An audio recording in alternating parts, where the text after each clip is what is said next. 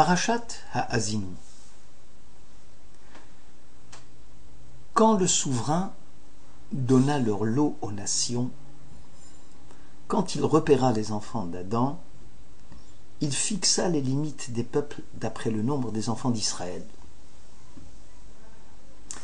Car ce peuple juif, est la part du Seigneur, Jacob est le lot de son héritage, il le rencontra dans une région déserte, dans les solitudes aux hurlements sauvages, il le protège, il veille sur lui comme la prunelle de son œil. Ainsi, l'aigle veille sur son nid, plane sur ses jeunes aiglons, déploie ses ailes pour les recueillir et les porter sur ses pennes robustes. Deutéronome 32. Moshe, notre maître, évoque ici les bienfaits de Dieu avec Israël et utilise la métaphore de l'aigle et son comportement vis-à-vis de ses aiglons. L'aigle, bien qu'étant le roi des volatiles, a un sens très développé de la compassion, disent nos sages. L'aigle n'entre jamais brusquement et à l'improviste dans son nid pour ne pas effrayer ses petits. Il déploie ses ailes de branche à branche pour les réveiller progressivement.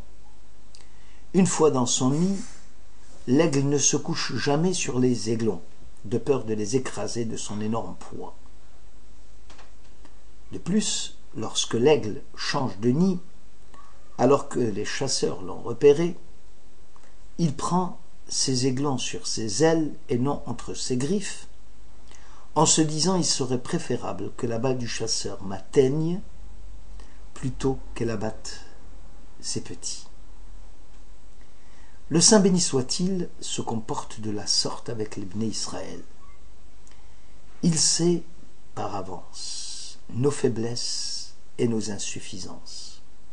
Chaque être humain est une créature soumise au fléau de la jalousie, de la haine et de l'envie. Comment dès lors pourra-t-il se présenter devant le juge suprême et en sortir indemne? C'est dans la prière de Rosh Hashanah et de Yom Kippour que l'on trouve la réponse.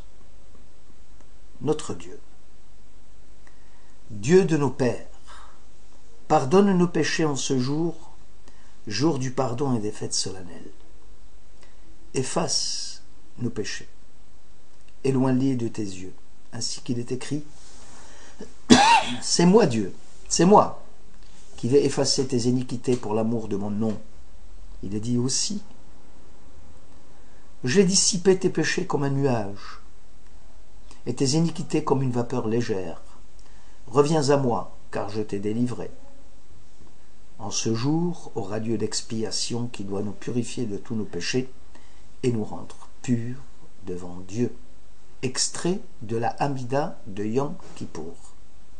Rappelons que Parashat Ha'azinu coïncide avec le Shabbat Shuvah. Force donc est de constater que le comportement de Dieu vis-à-vis d'Israël est empreint d'une grande compassion. Depuis la nuit des temps, le peuple d'Israël est en butte au sarcasme des nations. Chaque génération de Juifs a expérimenté à son corps défendant les nouveaux visages de l'antijudaïsme. Depuis la Babylonie, moins 586 à nos jours, la culture de la haine génocidaire à notre égard n'a jamais cessé. C'est une haine qui dénie toute humanité, supprime la liberté de penser et condamne la différence. Israël dit à Dieu, si les flèches empoisonnées de nos ennemis nous avaient toutes atteintes, nous ne serions plus de ce monde. Fort heureusement, Dieu s'est porté à notre secours et a proclamé que les flèches m'atteignent et que mon peuple soit préservé. Il n'y a pas, dans le judaïsme, de droit sans devoir. Le droit à la vie d'Israël, il le doit à Dieu. Or, qui mieux que le roi David sera proclamé dans le psaume 103, les devoirs d'Israël résumés dans cette phrase lapidaire: Techadesh alumaychi kanesher, fais renouveler ta jeunesse comme l'aigle. Bénis mon âme éternelle, que tout mon être bénisse son saint nom, et n'oublie aucun de ses bienfaits. C'est lui qui pardonne toutes les fautes, guérit toutes les souffrances, et délivre ma vie de l'abîme. Fais renouveler ta jeunesse comme celle de l'aigle. Pourquoi donc la comparaison de Dieu avec le grand oiseau de proie et celle d'Israël avec les aiglons? L'aigle est agile et vif. Il ne supporte pas de vivre en captivité. Il aime les grands espaces et dans l'envol est majestueux. Le juif, dans sa tradition millénaire, doit être aussi vif que l'aigle, aussi rapide que le cerf, pour accomplir la volonté de son Père qui est dans les cieux. Les lueurs de l'aurore ne sont pas visibles encore à l'horizon, que déjà le fidèle est dehors, en course vers la synagogue. La sanctification de la mitzvah est telle qu'elle a enveloppé entièrement le croyant qui suit sa route en cherchant à percer les ténèbres de l'éloignement de son Dieu. C'est dans la précipitation de l'accomplissement de l'acte de la mitzvah qu'il compte le rencontrer pour adorer sa gloire profondément et de tout son cœur. Le croyant doit transférer les moments d'intuition, ces moments d'étincelle divine, dans toutes les heures de sa vie. Transposer l'intuition en concept, comme le dogme et la prière, pour en faire des règles de vie. Voilà le devoir du juif. Le deuxième point. La vision de l'aigle est perçante, et son regard vif a une grande acuité. Le mot Nesher en hébreu qui désigne l'aigle provient de la racine shur, qui veut dire voir, au loin, prévoir, comprendre, saisir. L'aigle sait qu'il est à portée de fusil des chasseurs d'oiseaux de proie. Aussi va-t-il bâtir son nid dans les cimes des montagnes rocheuses qui vont lui assurer son futur. Israël est le lieu central des confrontations religieuses millénaires, dont les fanatismes deviennent sous-jacents à l'antijudaïsme de l'Église catholique qui supplanta celui des Chaldéens et des Perses. Se succède à nos jours la judéophobie des arabo-musulmans. Et chaque fois le dogme de substitution se retrouve en termes à peu près identiques dans les évangiles et le Coran. Combien de souffrances indicibles faut-il encore supporter dans ce Moyen-Orient troublé? La réponse à ces menaces impose un retour à nos valeurs et que la religion ne soit plus stigmatisée ni réservée à une élite. Cela implique une démarche de proximité envers tous les juifs, quels qu'ils soient. La maison juive, véritable forteresse de la foi d'Israël et de son espoir, travers son Shabbat, ses fêtes juives, trésor spirituel de retrouvailles, doivent retrouver leur éclat d'antan. Le regard perçant et combattant du juif est aussi nécessaire et vital que celui du frère qui prie et qui implore l'assistance du Très-Haut pour le peuple juif. Troisième comparaison avec l'aigle. L'aigle ne connaît pas la fatigue physique et ne vieillit presque pas. Israël, au Sinaï, a contracté alliance avec Dieu. Cet engagement n'a pas pris une ride. C'est un moment qui ne passe pas, un moment qui va déterminer tous les autres moments.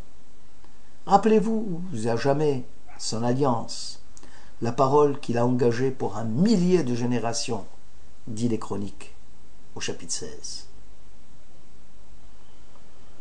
Les contemporains de Moïse ont transcendé le présent. et ont engagé les générations postérieures sur la parole de Dieu. La révélation du Sinaï, pour nous les Juifs, elle n'est qu'un début. Nos actes doivent se poursuivre inlassablement. Notre vie doit compléter le Sinaï sans fatigue aucune, à l'instar de l'aigle. On a parlé de son agilité, de sa vision, de sa force physique.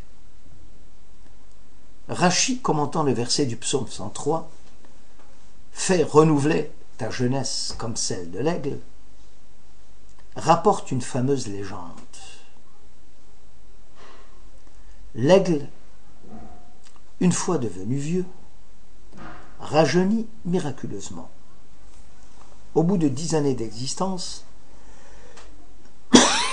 ce grand oiseau de proie vole très haut dans le ciel et se brûle les ailes dans la chaleur intense de l'astre solaire.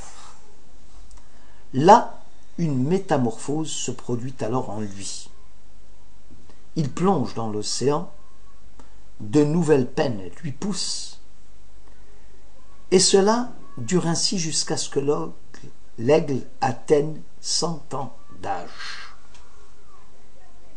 Isaïe, au chapitre 40, écrit que ceux qui mettent leur espoir en Dieu vont acquérir de nouvelles forces et qui vont prendre le rapide essor comme celui des aigles. Ils courent et ne sont pas fatigués. Ils volent et ne se lasseront point de voler. Les volatiles se réjouissent de voir la fin tragique de l'aigle. En fait, l'épreuve du feu et celle de l'eau, les ailes brûlées et la plongée dans l'océan, vont revigorer l'oiseau et lui permettre d'avoir un nouvel envol. Cette métaphore correspond point par point à l'indestructibilité d'Israël. Jamais, disent nos sages, les nations ne pourront ni effacer, ni salir, ni souiller Israël. Ce peuple élu vit et vivra, embelli par toutes les parures dont Dieu l'a doté. Nous sommes sous le soleil, le peuple qui a reçu le plus de défis, qui a connu les plus grandes épreuves. Notre existence pour le monde, elle est superflue. Les délires meurtriers à notre égard n'ont jamais manqué. L'effroi de la découverte d'Auschwitz, qui avait glacé les consciences, est déjà derrière les nations. L'ennemi persan aujourd'hui, à travers son président et son ayatollah,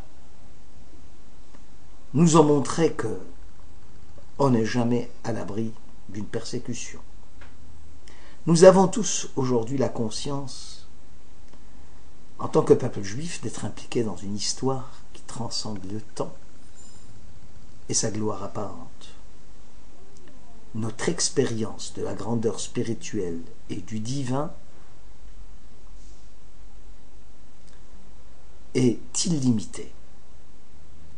C'est pour cela qu'Israël, confiant en Dieu, n'a rien à craindre. Shabbat Shalom.